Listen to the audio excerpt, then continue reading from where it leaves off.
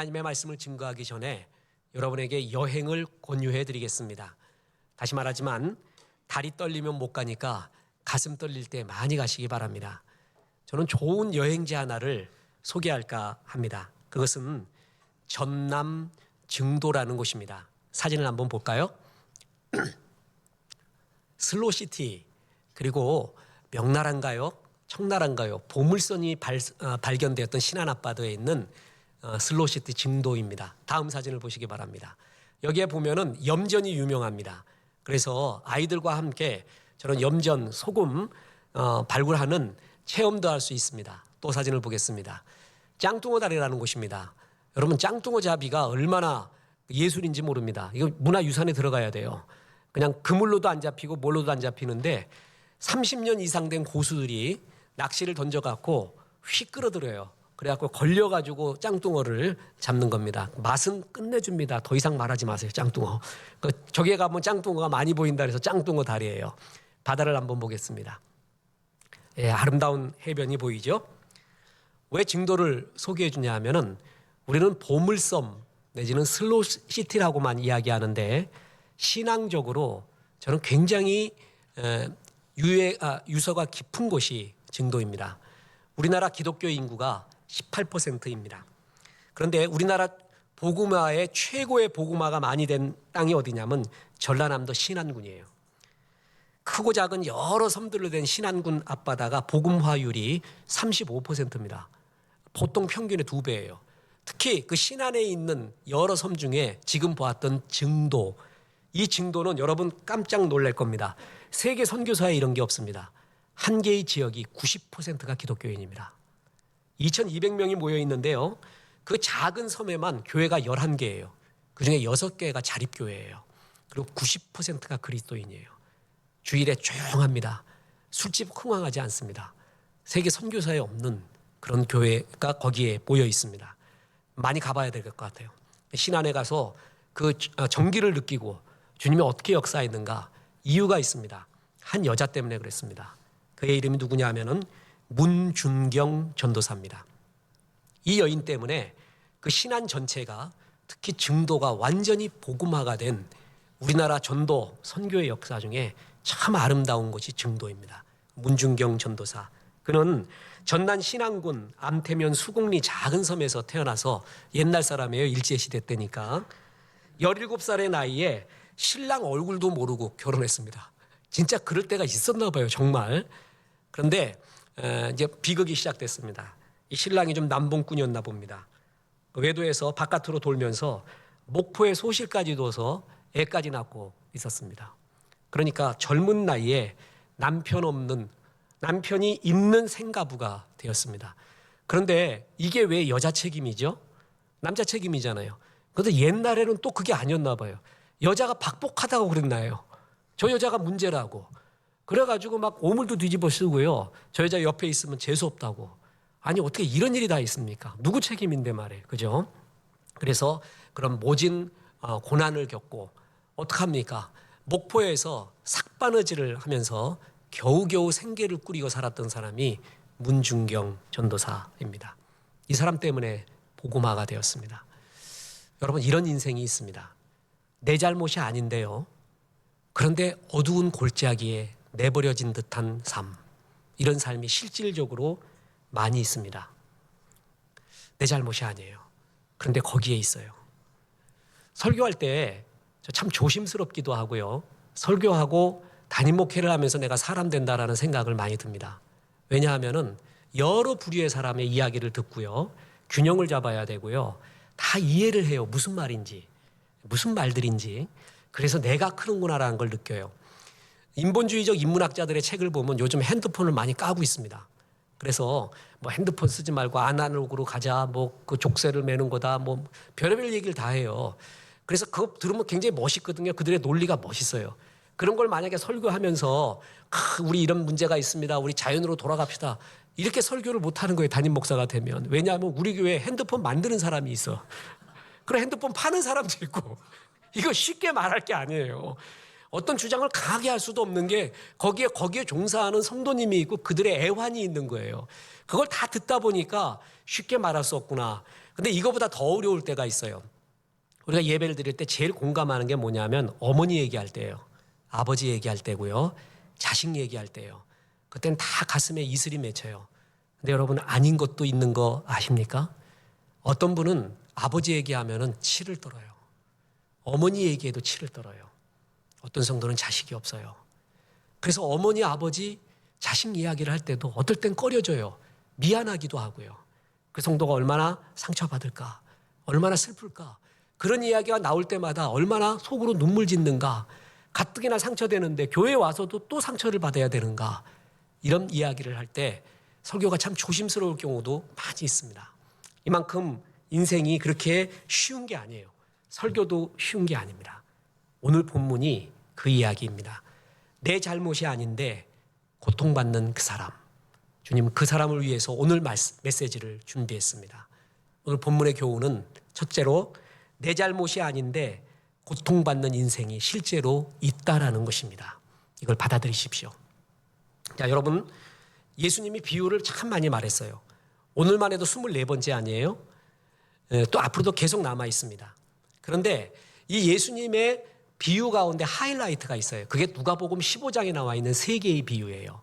이 3개의 비유가 정말 비유의 하이라이트, 하나님 나라를 잘 설명해 주는 잃어버림과 찾음, 기쁨과 잔치, 그 모든 복음이 들어가 있는 게 누가복음에 나와 있는 3개의 비유예요. 잃어버린 양의 비유, 잃어버린 드라크마, 그리고 잃어버린 탕자의 비유거든요. 그런데 드라크마는 탕자와 잃어버린 양과의 비유와 또 다른 점이 있어요.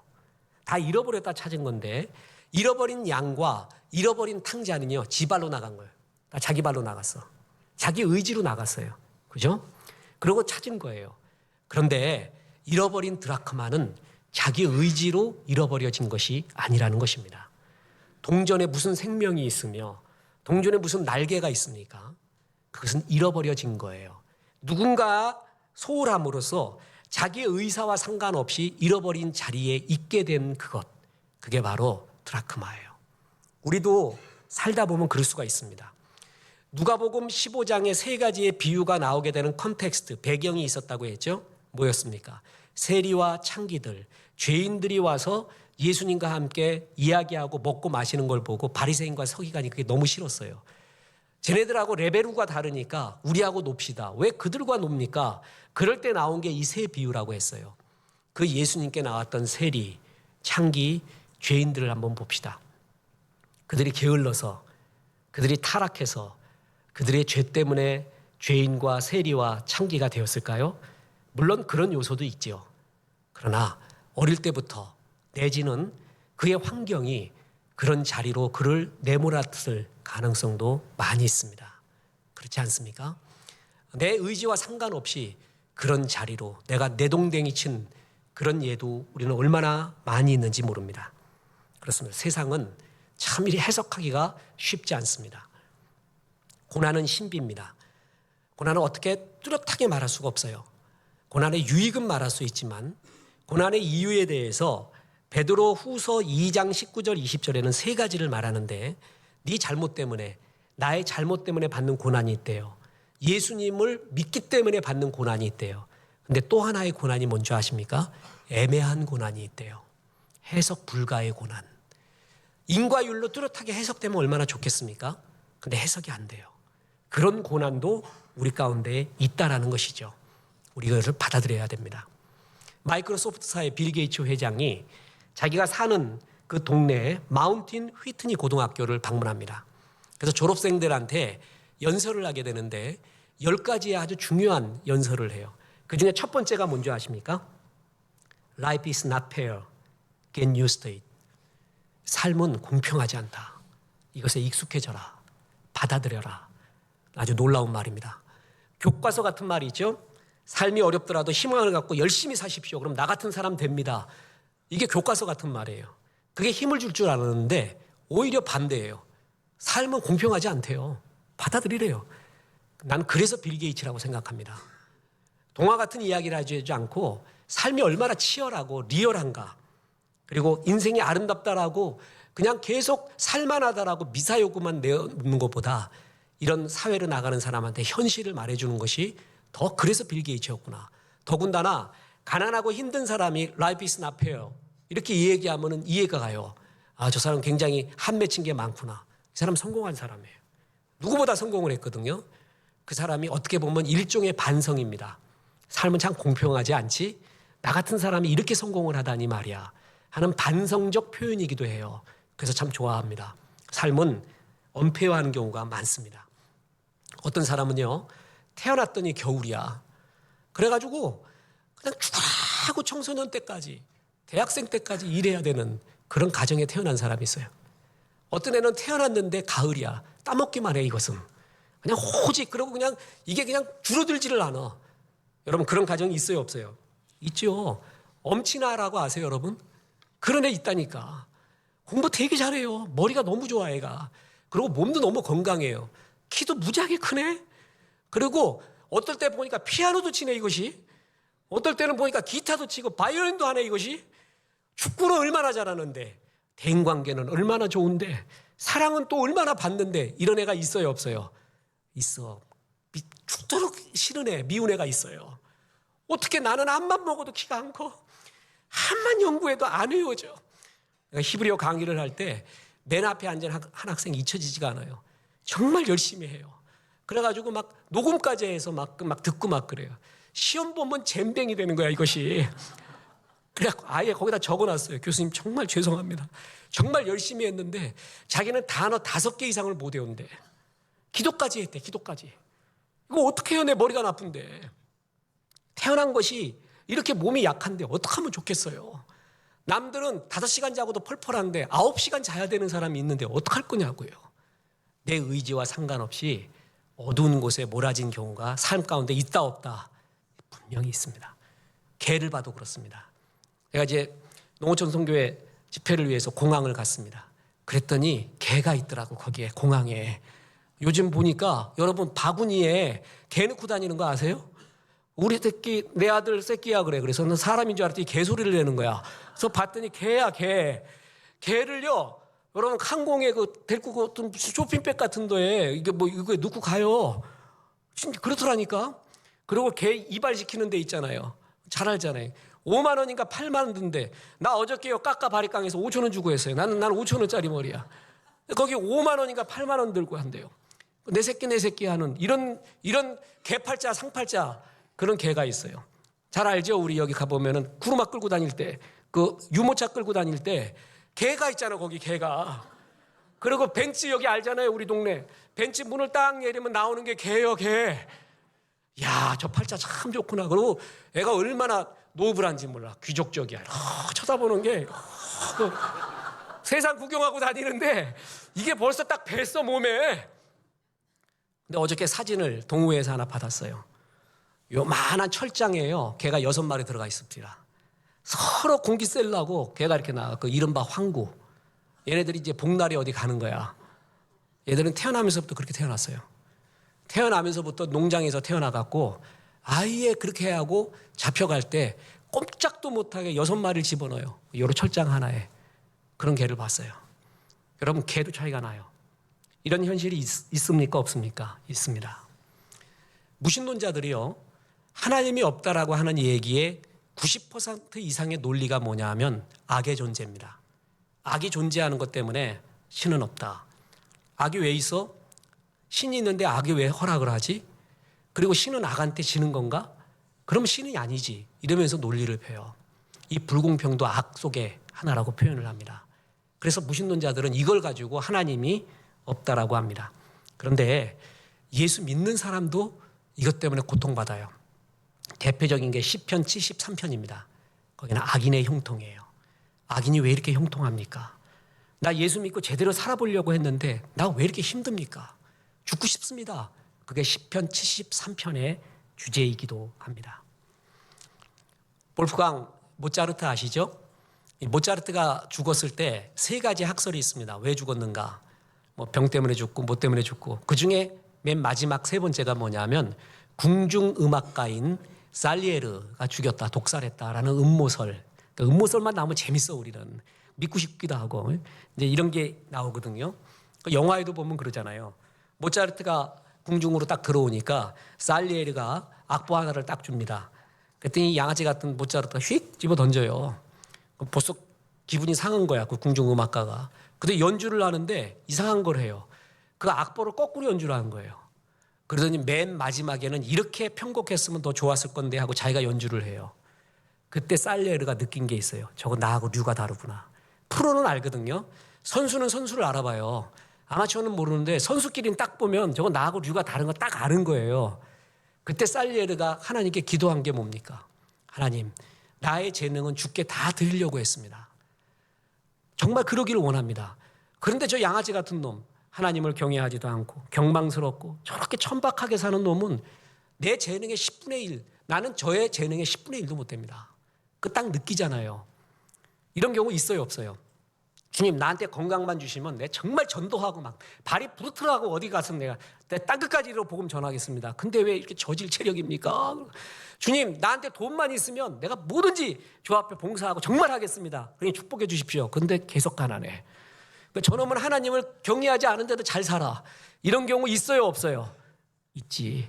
주여, 맨날 새벽 기도하고 주여 도와달라고 막 하는데 우리 자식은 대학에 맨날 떨어지네. 근데 저기 맨날 양아치 같이 사는데 대학에 척척 붙고 그냥 스카이에 붙어버리네. 이런 경우 있어요, 없어요? 있단 말이에요. 이게 괴로운 거예요. 제가 인생 경험 중에 제일 잊혀지지 않는 게 제 모 대학교 애들한테 그 뭐 토플인가 가르치려고 이제 하숙을 한 적이 있었습니다. 그런데 그때 패밀리를 봤어요. 이름도 기억하는데 최모모라는데 패밀리 이제 우두머리입니다. 조그만해요, 요만해요.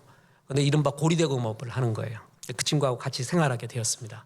그래서 한영, 내 동생들이요. 그리고 딱 소개를 하는데 동생이 한 대여섯 명이 있는데 너무 다른 거예요, 모습이. 여긴 요만한데 여기는 막 이래갖고 막 이렇게 걸어다니는 애들 있잖아요. 이게 핸드폰 걸 때도 여보세요 이러는 애들. 이게 제대로 안 돼갖고 착하게 살자 이렇게 써있고. 예? 그래갖고 나 순진해갖고 아유 형제인데 왜 이렇게 생긴 게 다르냐고 이렇게. 알고 보니까 그 형님이 아니야. 나중에 이 친구가 술 한잔 하더니 한영 얘기 좀 하재요. 내가 이제 예수 믿고 이제 신학 간다는 것도 알고 그러니까 자긴 고아래요. 잘하고 고아에서 나오니까 사회 나오는데 받아주는 데가 아무도 없었대요. 딱 한 군데 받아줬대. 그게 패밀리였어요. 그래갖고 하루에 얼마를 벌어오라 그러더래. 그래서 하루에 얼마를 벌어왔대요. 그럼 밥을 먹여줬대요. 여자를 사귀게 했대요. 너 여자 사귀니까 먹여 살려야 되니까 2배를 벌어오라 그러더래요. 그래서 자기 2배를 벌어왔대요. 자기 이렇게 살아왔대요. 지금 이거 외에는 할 일이 없대요. 난 이렇게 살았다. 내가 죄인이요 이러더라고. 할 말이 없더라고요. 돌을 쉽게 던질 수가 없었어요. 그래도 그러면서 조직신학으로 시작해서 막 얘기하려고 하다가 말이 안 나와요. 그러니까 쓸쓸한 눈. 당신이 부럽다는 거예요. 내 잘못이 아닌데 난 어렸을 때부터 던져진 어두움의 골짜기. 우리는 부인할 수 없게끔 이런 세계의 현실을 보게 됩니다. 우리 어머니가 엄마 다시 태어나면 어떻게 할 거예요? 그랬더니 난 씩씩한 남자 장군으로 태어나고 싶다 이렇게 말할 줄 알았어요. 우리 어머니가 기질이 그렇거든요. 옛날 도둑 들었을 때 그 문 화장실에 도둑이 이렇게 들어갔을 때 똑똑하면서 왜 거기 있어요? 이렇게 말하는 스타일이에요. 노래방에서 노래 부르면은 백두산의 푸른 전기 이 땅을 수호하고 그런 걸 불러. 그래서 그런 거 말고 좀 이렇게 좀 이쁜 거 불러라니까 힘차고 좋지 않느냐.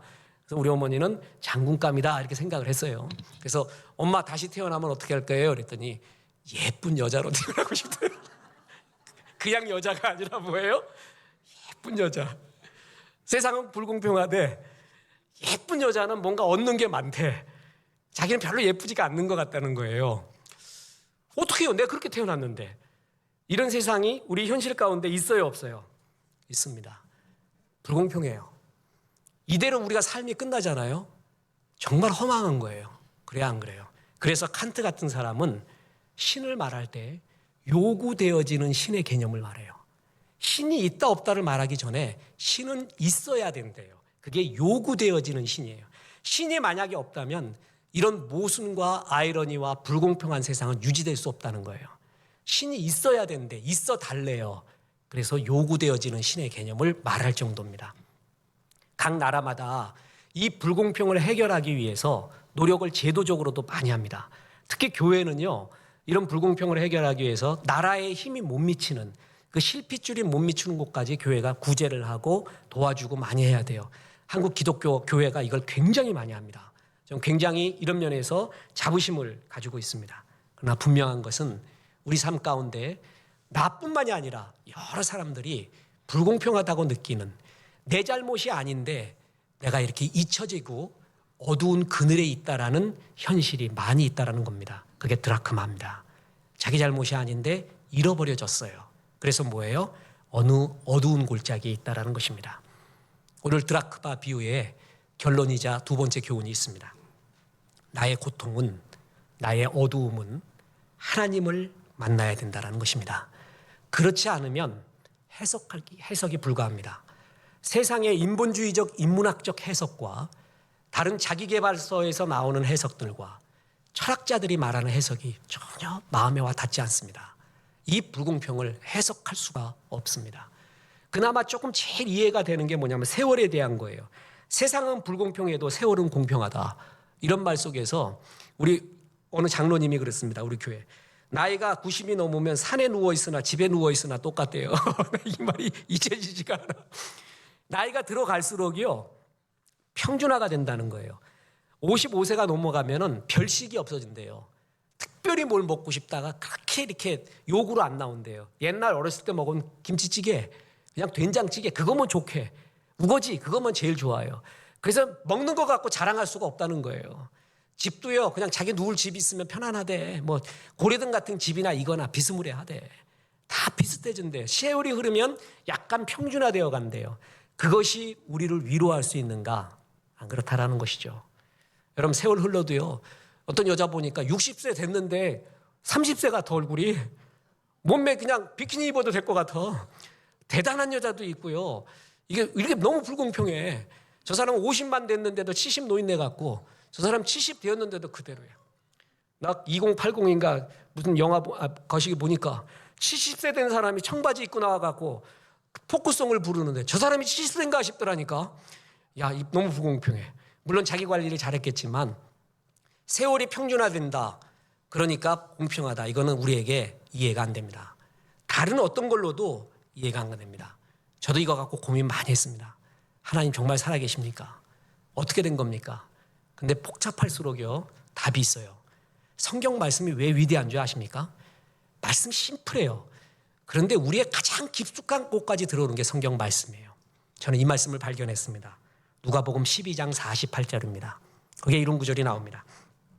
알지 못하고 맞을 일을 행한 종은 적게 맞으리라.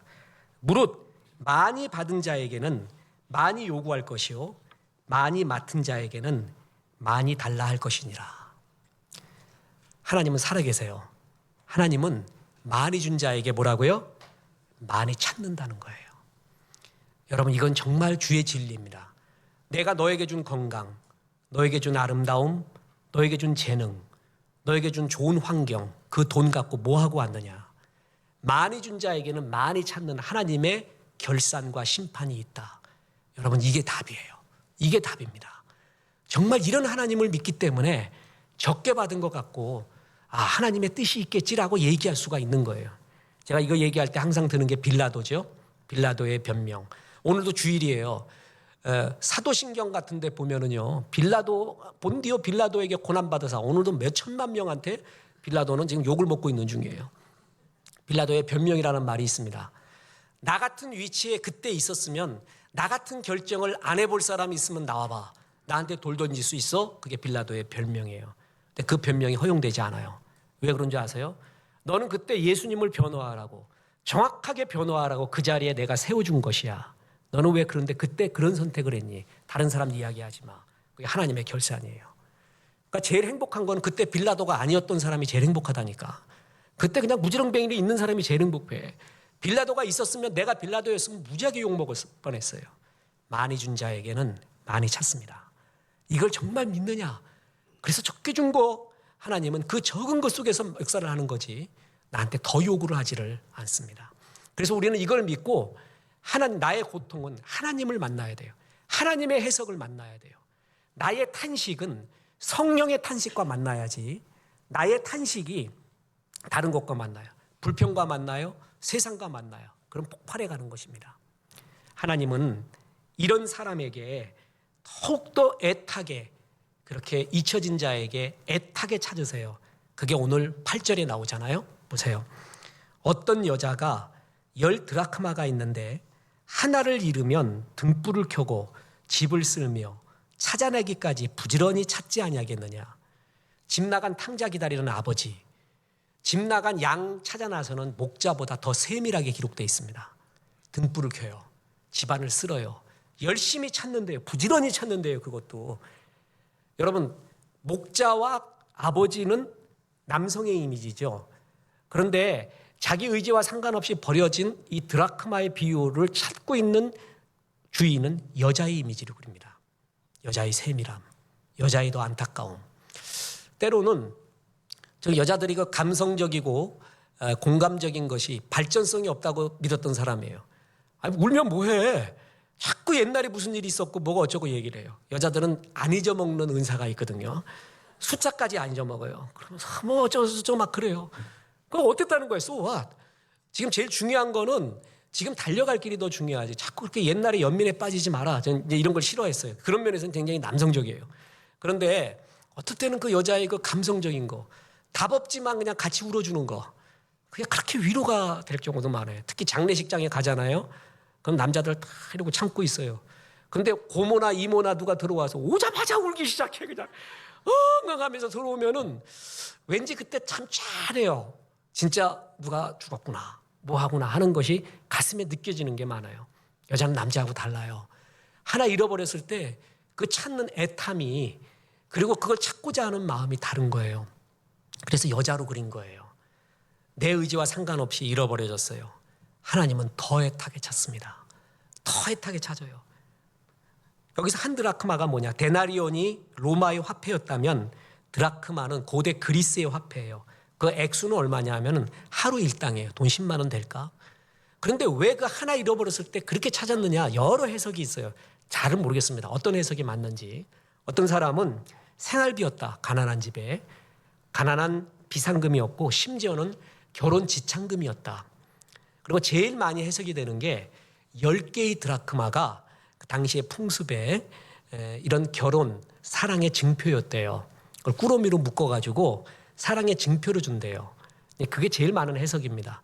그 10개 중에 하나를 잃어버렸기 때문에 그걸 그토록 찾으려고 했다. 저는 어떤 것이 맞는지는 모르겠습니다. 그러나 확실한 것은 다른 사람한테는 미천하게 보이는 그것이 이 여인에게는 생명과 같은 것이었다는 것. 그것만큼은 분명합니다. 애타게 찾습니다. 사랑은 말이에요. 다른 걸로 대체할 수가 없는 거예요. 그게 사랑이에요. 10명의 자식이 있었어요. 한 명이 죽었어요. 엄마, 9명이 있으니까 걱정하지 마요. 그게 안 돼요. 그게 사랑이에요. 사랑은 다른 걸로 대체할 수 없어요. 그 사랑의 대상 외에는 다른 걸로 채울 수 없는 그 무엇. 그게 바로 사랑의 정의예요. 이 여인은 한 드라크마를 반드시 찾았어야 돼요. 그래서 찾아요. 그랬을 때 드라크마를 찾잖아요.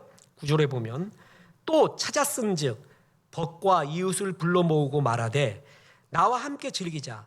잃은 드라크마를 찾아내었노라 하리라. 잃은 드라크마, 우리는 이렇게 표현되어 있잖아요. 헬라어 원본에 의하면 10 드라크맨. 10이 뭐냐면은 더예요. 정관사 더. 잃어버린 그 드라크마. 그러니까 아무 드라크마만 찾은 게 아니라 반드시 찾아야 되는 그것을 찾은 거예요. 하나님이 나를 이처럼 사랑했다는 걸 깨달으면은 내가 너 아니면은 기쁨이 없어서 왔다. 네가 변화돼야 돼. 정말 너를 변화시키기 위해 내 인생을 다 걸었다. 너 때문이야 하는 그게 정관사 더예요. 이처럼 사랑했다는 걸 깨달으면 변하지 않겠어요? 여인은 바로 그 드라크마를 찾은 거예요. 찾고 나서 기뻐했다 그랬잖아요. 찾아내었노라고 소리 외쳤다는 거 아니에요? 그때 뭐예요? 이 찾아노라가 그 유명한 유레카예요. 유레카. 고대 철학자 아르키미데스가 목욕탕에서 아르키미데스의 원리를 발견했다는 거 아닙니까? 너무 기뻐갖고 밖으로 뛰어나와갖고 소리 지르는 게 뭐예요? 유레카, 유레카. 내가 찾았다 이거 아니에요. 그 유레카예요. 내가 정말 찾았다. 잃어버린 드라크마가 주 앞으로 돌아오고 주님 앞에서 힘을 얻을 때 주님이 이토록 기뻐하시는 거예요. 다시 말합니다. 이런 어두운 가운데 있는 사람이요, 그 내 의지와 상관없이 버려졌을 때 주님은 더욱 찾습니다. 그리고 그렇게 은혜를 주려고 해요. 그래서 그 하나님을 어두운 가운데 있는 사람은 만나야 되는 거예요.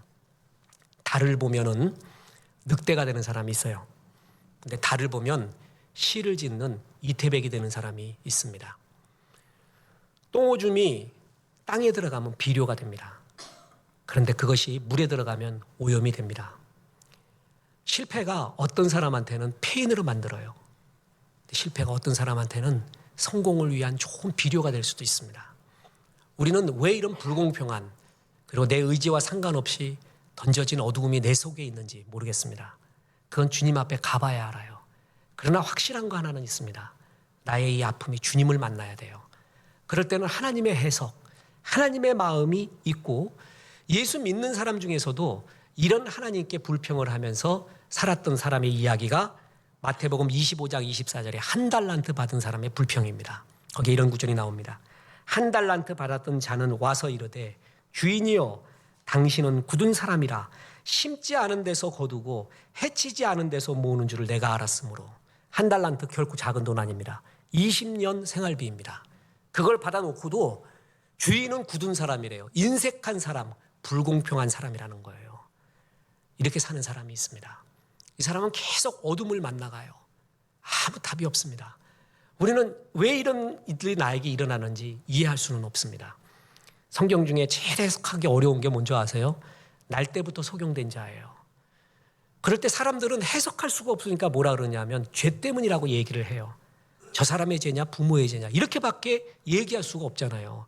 주님은 그 대답을 그렇게 대답하지 않고 말합니다. 저 사람의 죄도 부모의 죄도 아니라 저도 하나님께 영광 돌릴 일, 그것이 있다. 우리가 맹인이 아니기 때문에, 날 때부터 소경이 아니기 때문에 이런 말을 쉽게 해서는 안 됩니다. 그렇지만 분명한 것은 그 어떤 불공평한 내 삶의 이유도 주님께 돌릴 영광이 있고, 하나님의 성령과 만나면 하나님의 영광이 임하는 빛의 세계가 나한테 전개된다. 여러분, 이것은 성경이 분명히 말하고 있습니다. 다시 말합니다. 내 의지와 상관없이, 내 잘못과 상관없이 던져진 어둠, 주님은 더 많은 은혜를 주기 위해 노력합니다. 더 많이 은혜를 주기 위해 애타게 찾습니다. 이런 사람한테 주는 주의 축복이 뭔지 아십니까? 하나님에 대한 민감성이에요. 민감해져요. 남들이 평생 느낄 수 없는, 느끼는 그것을 나는 한 달 만에, 1년 만에도 느낄 수 있는 주의 영광을 그에게 보여준다라는 것입니다. 힘이 있잖아요? 그럼 민감성이 없어져요. 설교 때 늘 말하지만 타락은 힘이 없을 때가 아니라 힘이 많을 때 나와요. 90% 이상은 힘이 많을 때 타락이 나오거든요. 힘 많으면 민감성이 없어져요. 아름다움이 없어요. 설레임이 없어요. 그리움이 없어요. 질러버려요. 인간한테 그리움과 애틋함 이런 게 굉장히 중요하거든요. 가슴에 정말 남는 건 그리움과 애틋함 이런 거예요. 그런데 힘이 있으면 그게 없어져요. 민감성이 사라져가요. 그러면서 질러버리잖아요. 자신만만해요. 이런 민감성이 없어지잖아요. 그럼 우리 성도는 죽어라고 금식기도 해야 돼요. 새벽기도 해야 되고요. 선교 나가야 돼요. 민감성을 살려내야 돼요. 그게 사는 길이에요. 그래서 하나님은 주의 종들, 하나님의 백성들에게 너무 민감성이 떨어질 때 광야로 보냅니다. 그래야 하나님 앞에서의 아름다움이 다시 회복되곤 하는 거예요. 여러분, 우리가 떼어낼래야 떼어낼 수 없는 어둠의 벌레가 우리 속에 있습니다. 내 잘못이 아닌데 붙어 있을 수도 있고요. 내 잘못 때문에 붙어 있을 수가 있어요. 이것만 생각하면 우울해요. 그게 어둠이에요. 그늘이에요. 누구에게나 이게 있습니다. 내가 아무리 빗질을 해도 벗어지지 않습니다. 다른 책을 읽고 해석을 하고 스타벅스에서 커피를 마셔도 안 됩니다. 이건 빛이 비춰져야 됩니다. 빛이 어둠을 이기는 거예요.